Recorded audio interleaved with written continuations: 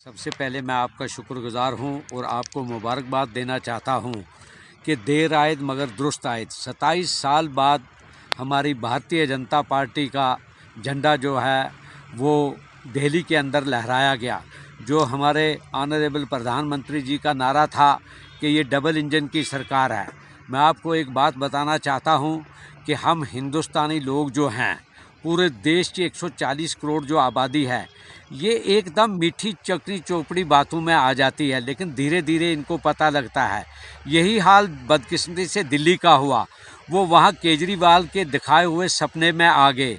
मैं पूछना चाहता हूँ केजरीवाल जी से कि केजरीवाल जी, आपने क्या तरक्की की? अगर 4 स्कूल बना दिए तो बस इससे आपकी जय जयकार हो जाएगी। आज दिल्ली वालों को समझ आ गई कि दुनिया में सबसे बड़ा जो देश है वो भारत देश है, जिसकी आबादी चाइना से भी आगे निकल रही है। और इस आबादी का तिरस्कार और इसको जनाब तिलिस्माती बनाने वाला वो केवल वाहिद नरेंद्र मोदी जी और मान्यवर श्री अमित शाह जी हैं। इन दोनों के बगैर दिल्ली का विकास हो नहीं सकता है। अब डबल इंजन की सरकार वहाँ आ गई है। आज या कल में हमारा चीफ मिनिस्टर वहाँ पर स्थापित हो जाएगा। आप देखोगे कि ये दिल्ली जो है ये इंशाल्लाह सोन नगरी बनेगी और दिल्ली चारों तरफ से चमकेगी। जैसे आप देख रहे हो कि आपके सामने जो थन्ना मंडी की रोड इतने अरसे से, मैं ये भी मानता हूँ कि इसमें थोड़ा सा जो हमारे ये काम रुके हुए हैं, इसमें यही थोड़ी बड़ी अड़चन थी कि महाराष्ट्र का इलेक्शन था, राजस्थान का इलेक्शन था, मध्य प्रदेश का इलेक्शन था। अब तकरीबन हिंदुस्तान की हर स्टेट के अंदर डबल इंजन की सरकार बन चुकी है और इंशाल्लाह ये सरकार अब उड़ान भरेगी। और देश के अंदर मुझे लगता है कि इस वक्त बेरोज़गारी है, लेकिन बहुत जल्दी ये बेरोज़गारी भी ख़त्म हो जाएगी, क्योंकि प्रधानमंत्री जो है वो 24 घंटों में केवल 4 या 6 घंटे जो है वो रेस्ट करते हैं। बाकी 18 से 20 घंटे तक वो काम करते हैं और 24 घंटे वो इस सोच में लगे रहते हैं कि कहाँ से मेरी ये बेरोज़गारी दूर होगी। इसलिए मैं ये उम्मीद रखता हूँ कि आने वाले वक्त में, बदकिस्मती हमारी रही कि जम्मू कश्मीर के अंदर हम गवर्नमेंट नहीं बना सके। काश कि अगर यहाँ भी भारतीय जनता पार्टी का चीफ मिनिस्टर होता तो आज आप देखते कि हमें स्टेट भी वापस मिल चुकी होती। बाकी रहा सवाल ये, मेरे जो बहुत बड़े बड़े मित्रगण जो ये 370 का राग अलापते हैं, मैं उनसे ये पुरजोर लफ्ज़ों में ये गुजारिश करना चाहता हूँ कि क्यों लोगों को बेवकूफ़ बनाते हो, क्यों 370 के पीछे डंडोरा पीटते हो? अरे ये 370 जो था ये केवल नेशनल कॉन्फ्रेंस या पीडीपी या कांग्रेस सरकार के लिए ही फ़ायदेमंद था, ये आम जनता के लिए कोई फ़ायदेमंद नहीं था। आज से कबल जब ये दफ़ा टूटा उस वक्त ही हमारे थाना मंडी में जश्न हुआ। हालांकि उस वक्त हम लोग सब जो थे एनसी के साथ वाबस्ता थे, हम नेशनल कॉन्फ्रेंस के उस वक्त लोग थे। बाद में धीरे धीरे पता चला कि ये जो पार्टी है ये हमें अंदर से हमारे ज़ख्मों को कुरेद के इन पे नमक छिड़क रही है। वाहिद पार्टी भारतीय जनता पार्टी है।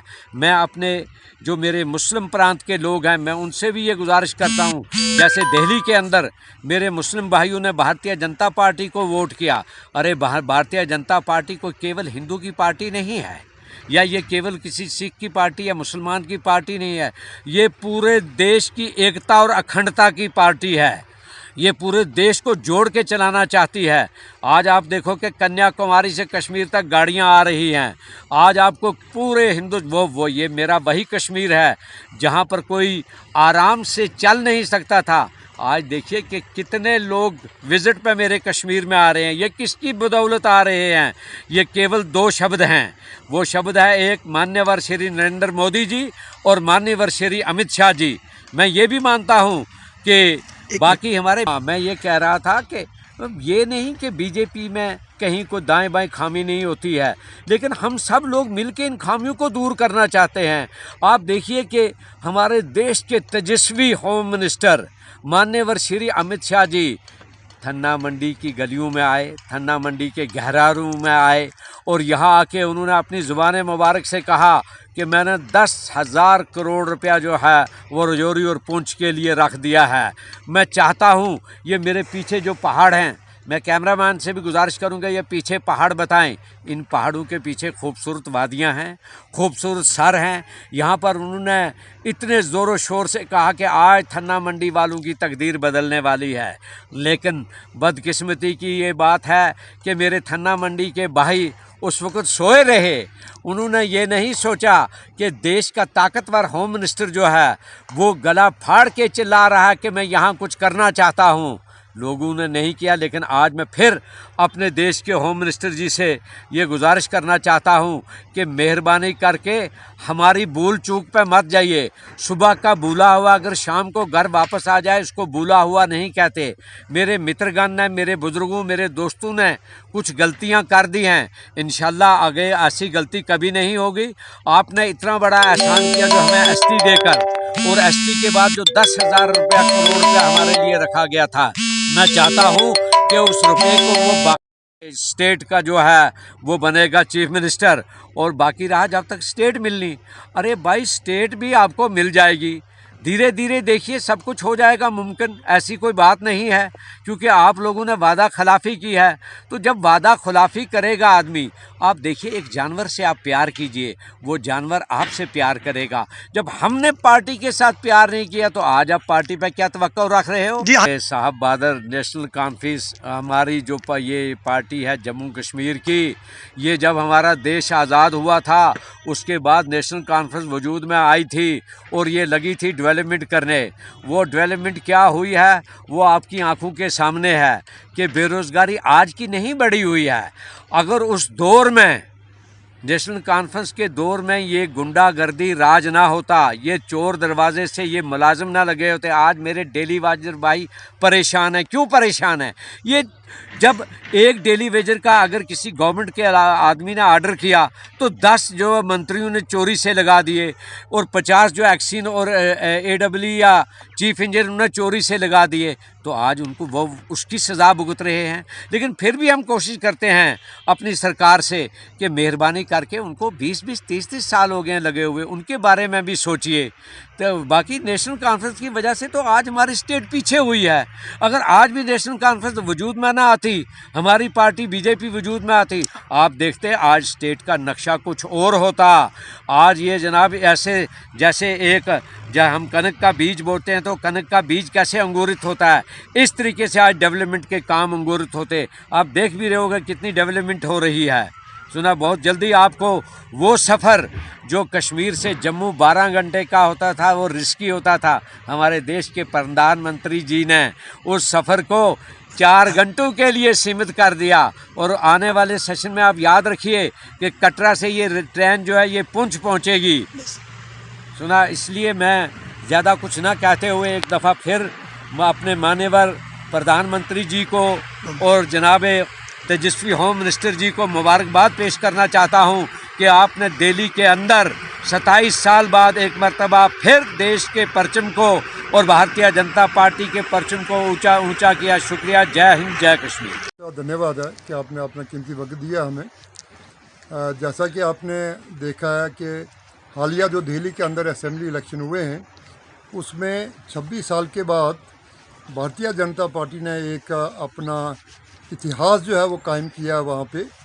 और हमें पूरी ये उम्मीद है कि नरेंद्र भाई मोदी के नेतृत्व में, उनकी सरपरस्ती में, अमित शाह जी की सरपरस्ती में जो इलेक्शन कैंपेन वहाँ पे की गई, जिसमें आप थी या कांग्रेस वाले लोग थे, वो बिल्कुल पिछले 6 महीनों से तैयारी कर रहे थे। लेकिन हमारी भारतीय जनता पार्टी के लोग, कार्यकर्ता जो थे, वर्कर जो थे, बिलखसूस हमारे राजौरी से जो वर्कर्स यहाँ से गए थे, विबोध गुप्ता जी जो हमारे पार्टी के महामंत्री हैं जम्मू कश्मीर के, उन्होंने 1 महीना 10 दिन वहाँ पे गुजारा है इलेक्शन कैंपेन के लिए। और उन्हीं की मेहनत का सिला है हमारे छोटे छोटे कार्यकर्ता जो थे, वर्कर जो थे, बुनियादी तौर पर लेके ऊपर तक उन्होंने वहाँ पे बड़ी मेहनत की और लोगों को समझाया, लोगों को इस बात पे आमादा किया कि भाई अगर आपकी डेवलपमेंट, आपका इतिहास जो है वो इसी में मुज़मिर है कि अगर भारतीय जनता पार्टी वहाँ हुकूमत बनाती है। तो आपने ये देखा है कि विक्ट्री के फ़ौरन बाद हमारे ऑनरेबल प्राइम मिनिस्टर ने एक ट्वीट करके ये बताया है कि दिल्ली वालों, आज से आपकी डेवलपमेंट के काम जो हैं, आपके रुके हुए प्रोजेक्ट जो हैं, आपकी जितनी भी समस्या जो है उनका संविधान जो है वो आज से शुरू हो चुका है। बिल्कुल, आज देखें, आज की डेट में अभी 3 बजे अमित शाह जी के साथ जो हमारे 29 MLA हैं जम्मू प्रोविंस से भारतीय जनता पार्टी के, उनकी मुलाकात हुई है। और अमित शाह जी ने 3 बातों पे बड़ा ज़ोर दे के कहा है। एक तो सेंटर स्पॉन्सर स्कीम्स जो जम्मू कश्मीर के अंदर लागू हैं उन पे सख्ती से काम किया जाएगा। उनके लिए जितना भी पैसा ज़रूरत होगा जम्मू कश्मीर में वो वागुजार किया जाएगा, और ताकि लोग जो हैं उनको कोई परेशानी ना हो, उनको कोई दिक्कत ना हो। और दूसरी बड़ी बात उन्होंने ये कही कि जो हमारे VDC मेंबर्स जो हैं उनको जदीद इस्लाह के तहत दिए जाएंगे ताकि वो मिलिटेंसी का मुकाबला कर सकें। और तीसरी और बड़ी अहम बात उन्होंने जो कही कि बहुत जल्दी एक पॉलिटिकल चेंज जो है आपको जम्मू कश्मीर में देखने को मिलेगी। ये हमारा मानना है कि लोगों के अंदर आज एक अवेयरनेस आ चुकी है। लोग आज ये समझ चुके हैं कि उन्होंने अपना वोट जो नेशनल कॉन्फ्रेंस को दिया था वो उन्होंने बहुत बड़ा आज की डेट में वो देख रहे हैं कि हमसे ये गलती हुई है, चूक हुई है, और उसका देख लें कि आप डेवलपमेंट कितनी हो रही है। खुद चीफ मिनिस्टर जो हैं वो हर 10 दिन के बाद जाके अमित शाह जी से मिलते हैं। तो हमें पूरी उम्मीद है कि एक पॉलिटिकल चेंज जो है वो जल्दी आपको यहाँ रियासत जम्मू कश्मीर के अंदर मिलेगी। जी, तो तारिक साहब, आपके माध्यम से और पूरी आवाम खित्ता पीर पंचाल की तरफ से, बलखसूस थन्ना मंडी कंस्टिट्यूंसी की तरफ से, मैं honourable prime minister Shri Narendra Modi ji को, अमित शाह जी को और जितने भी हमारे नेता हैं उनको मुबारकबाद पेश करता हूं। और ये पूरा हमें यकीन है कि आने वाला वक्त जो है वो जम्मू कश्मीर में एक इतिहास जो है वो रचा जाएगा। तो लोगों की तरफ से, आवाम की तरफ से उनको हमारी तरफ से बहुत बहुत बधाई है। और कल ही आपने देखा कि हमारे जितने पार्टी कार्यकर्ता थे यहाँ पे, उनको हमने कॉल करके हमने उसी वक्त मुबारकबादी का एक पैगाम जो था वो आपके माध्यम से दिया है। उसमें वर्करों के अंदर, लोगों के अंदर मिठाइयाँ जो तकसीम की गई हैं वो महज उनका वजह यही थी कि दिल्ली के अंदर जो बहुत बड़ी विक्ट्री हमारी हुई है वही इस कारण की वजह से बात हुई है।